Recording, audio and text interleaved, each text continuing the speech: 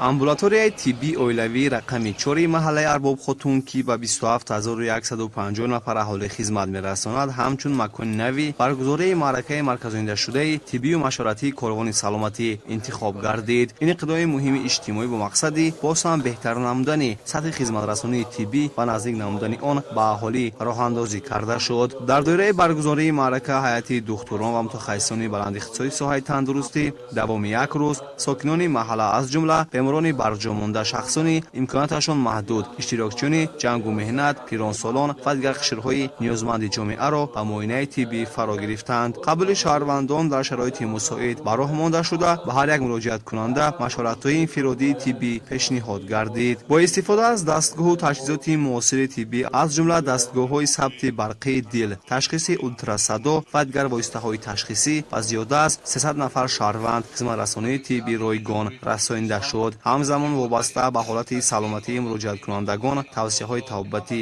дода шуда барои идомаи муолиҷа ва муассисаҳои дахлдор рохатҳо пешниҳод гардиданд. маъракаи мазкур дар доираи татбиқи нақшаи чорабиниҳои мақомоти иҷроияи ҳокимияти давлатии шаҳри Душанбе баргузор гардида, ҳадафи асосии он пешгирии бемориҳо, паст намудани сатҳи гирифторӣ ва бемориҳои сироятӣ ва ғайрисироятӣ, баландбардоштани фарҳанги тиббии аҳолӣ ва таъмини муоинаи саривақтии сокинон мебошад. барои дар сатҳи зарурӣ анҷом додани маърака гурӯҳи мутахассисони шаҳрӣ, нақлиёти сайёри тиббӣ ва таҷҳизоти зарурии ташхисиву табобатӣ сафарбар карда шуданд, ки ин имкон дод хизматрасонии босифат ва саривақтӣ ба аҳолӣ таъмин гардад. инчунин бо аҳолӣ вобаста ба тарзи ҳаёти солим, пешгирии омилҳои хавфи бемориҳо ва баландбардоштани масъулияти шахсӣ нисбат ба саломатӣ суҳбатҳои судманд баргузор гардиданд. зимни вохӯриву мулоқотҳо сокинони маҳаллаи Арбоб Хотун аз чунин иқдомҳои судманд изҳори қаноатмандӣ намуда ба роҳбарияти давлат ва шаҳри Душанбе барои дастгирӣ ва таваҷҷӯҳ ба соҳаи тандурустӣ